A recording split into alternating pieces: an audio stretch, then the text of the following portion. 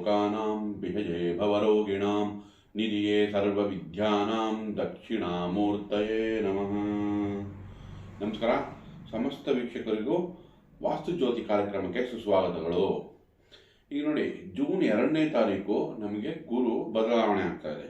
ಗುರುಗ್ರಹ ಯಾವಾಗ ಉಚ್ಚ ಸ್ಥಾನದಲ್ಲಿ ಅಂದರೆ ಕರ್ಕಾಟಕ ರಾಶಿಯಲ್ಲಿ ಈಗ ಜೂನ್ 2ನೇ ತಾರೀಕಿಂದ ಗೋಚಾರ ಅಂದರೆ ಸಂಚಾರ ಮಾಡೋಕ್ಕೆ ಗೋಚರಿಸುತ್ತೆ. ಹಾಗಾಗಿ ನೋಡಿ, ಗುರು ಏನೇನಕ್ಕೆ ಕಾರಕ ಅಂತ.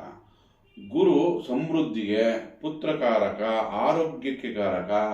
ಈಗ ದೇವಸ್ಥಾನಗಳಾಗುವುದು, ನಿಮ್ಮ ಸ್ಪಿರಿಚುಯಾಲಿಟಿ ಅಂದರೆ ಆಧ್ಯಾತ್ಮಿಕತೆಗೆ ಕಾರಕ, ವಿದ್ಯೆಗೆ ಕಾರಕ, ಜ್ಞಾನಕ್ಕೆ ಕಾರಕ.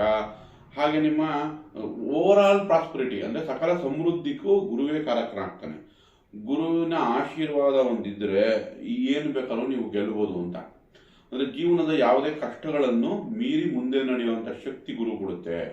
ಹಾಗಾಗಿ ಇಂತಹ ಗುರು ಎಕ್ಸಾಲ್ಟೆಡ್ ಆಗಿ ಅಂದರೆ ಉಚ್ಚ ಸ್ಥಿತಿಯಲ್ಲಿ ಕರ್ಕಾಟಕ ರಾಶಿಯಲ್ಲಿ ಸಂಚಾರ ಮಾಡ್ತಾ ಇದ್ದಾಗ ತುಂಬ ರಾಶಿಯವರಿಗೆ ಒಳ್ಳೆ ಶುಭ ಫಲಗಳನ್ನ ಸಿಗುತ್ತೆ. ಈಗ ಯಾಕಂದರೆ ಗುರು ಈಗ ಉಚ್ಚ ಸ್ಥಾನದಲ್ಲಿದ್ದಾಗ ಯಾರಿಗೂ ನೆಗೆಟಿವ್ ರಿಸಲ್ಟ್ ಕೊಡಕ್ಕೆ ಹೋಗೋದೇ ಇಲ್ಲ. ಸೊ ಗುರುವಿನ ದೃಷ್ಟಿ ಈಗ ಶನಿ ಮೇಲೆ ಬೀಳುತ್ತೆ. ಸೊ ಶನಿ ದೇವರ ಮೇಲೆ ಗುರು ದೃಷ್ಟಿ ಬಿದ್ದ ನೋಡಿ, ಶನಿ ಧರ್ಮ ಮತ್ತು ಕರ್ಮಾಧಿಪತಿ, ಕರ್ಮಕ್ಕೆ ಕಾರಕ ಆಗುತ್ತೆ ಶನಿದೇವರು. ಹಾಗೆ ಗುರು ಕೂಡ ಧರ್ಮಕ್ಕೆ ಕಾರಕ ಆಗಿ ಧರ್ಮ ಕರ್ಮಾಧಿಪತಿ ಯೋಗ ಕೂಡ ಉಂಟು ಮಾಡ್ತಾ ಇದೆ. ಸೊ ಕೆಲಸ ಕಾರ್ಯಗಳೀಗ ನಾವು ಒಳ್ಳೆಯದನ್ನೇ ನಿರೀಕ್ಷಿಸ್ಬೋದು. ಈಗ ನಾವು ಈ ಗೋಚಾರ ಏನಿದೆ, ಗುರು ಗೋಚಾರ ಜೂನ್ 2ನೇ ತಾರೀಕಿಂದ ಇದರ ದ್ವಾದಶ ರಾಶಿ ಫಲಗಳ ಬಗ್ಗೆ ತಿಳ್ಕೊಳ್ಳೋಣ. ಅದರಲ್ಲೂ ಜೂನ್ ಮಾಸ ಅಂದರೆ ಜೂನ್ ತಿಂಗಳ ಭವಿಷ್ಯವನ್ನು ತಿಳ್ಕೊಳ್ಳೋಣ. ತುಲಾರಾಶಿ ನೋಡಿ, ತುಲಾರಾಶಿಯವರಿಗೆ ಕರ್ಮಸ್ಥಾನದಲ್ಲಿ ಗುರು ಬಂತು. ಇಷ್ಟು ದಿವಸ ಗುರು ಬಲ ಅಂದರೆ ಭಾಗ್ಯದಲ್ಲಿತ್ತು, ಈಗ ಕರ್ಮಸ್ಥಾನಕ್ಕೆ ಹೋಗ್ತಾ ಇದೆ ಉಚ್ಚ ಸ್ಥಿತಿಲಿ. ಸೊ ಕೆಲಸದಲ್ಲಿ ಒಳ್ಳೆ ನೀವು ಇಷ್ಟು ದಿವಸ ಪ್ರಯತ್ನ ಮಾಡಿದ್ದೀರಾ.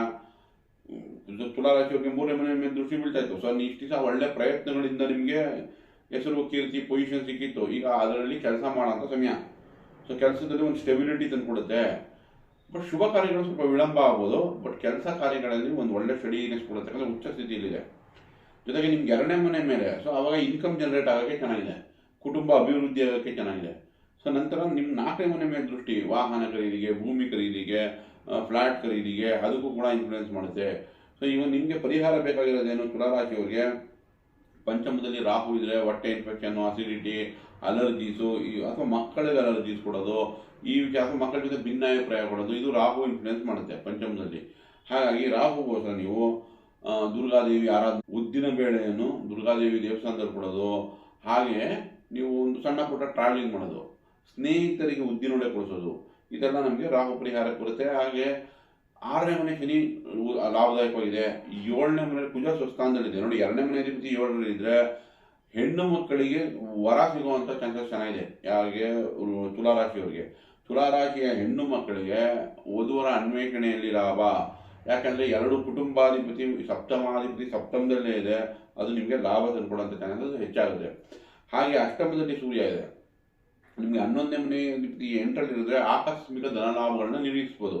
ಇನ್ನು ಭಾಗ್ಯದಲ್ಲಿ ಶುಕ್ರ ಇದೆ, ನಿಮ್ಮ ರಾಶ್ಯಾದೀಪ ಹಾಗೂ ಅಷ್ಟಮಾದೀಪ 9ನೇ ಮನೆಯಲ್ಲಿರೋದ್ರಿಂದ ಆಕಸ್ಮಿಕ ಶುಭ ಸುದ್ದಿ ಸಾಮರಸ್ಯದಲ್ಲಾಗಲಿ ಅಥವಾ ಹಣಕಾಸಿನಲ್ಲಾಗಲಿ ನಾವು ನಿರೀಕ್ಷಿಸ್ಬೋದು. ಇನ್ನು ಭಾಗ್ಯದಲ್ಲಿ ಬುಧ ಇದ್ದಾಗ ನೋಡಿ, 3ನೇ ಮನೆ ಮೇಲೆ ದೃಷ್ಟಿನೂ ಬೀಳ್ತಾ ಇದೆ. ಸ್ವಲ್ಪ ಕಮ್ಯುನಿಕೇಷನ್ನಲ್ಲಿ ಎಚ್ಚರಿಕೆ ವಹಿಸಿ. ಭಾಗ್ಯದಲ್ಲಿ ಬುಧ ಅಂಥ ಪಾಸಿಟಿವ್ ರಿಸಲ್ಟ್ ಕೊಡಲ್ಲ, ಅನಾವಶ್ಯಕವಾಗಿ ತಿರುಗಾಟ ಕೊಟ್ಬಿಡುತ್ತೆ. 12ನೇ ಮನೆ ಅಧಿಪತಿ ಬೇರೆ, 9, 12 ಕನೆಕ್ಟ್ ಆದರೆ ದೂರ ಪ್ರಯಾಣಗಳು ಸಾಧ್ಯತೆ ಇದೆ. ನೋಡಿ, ಕೆಲಸ ಈಗ 10ನೇ ಮನೆಯಲ್ಲಿ ಗುರು ಬಂದಿರೋದ್ರಿಂದ ಆನ್ಸೈಟ್ ಜಾಬ್ ಸಿಗುವಂಥ ಚಾನ್ಸಸ್ ಚೆನ್ನಾಗಿದೆ. ಯಾಕಂದರೆ ಈಗ ನಮಗೆ ಭಾಗ್ಯ 9, 12 ಕನೆಕ್ಟ್ ಆಗ್ತಾ ಇದೆ.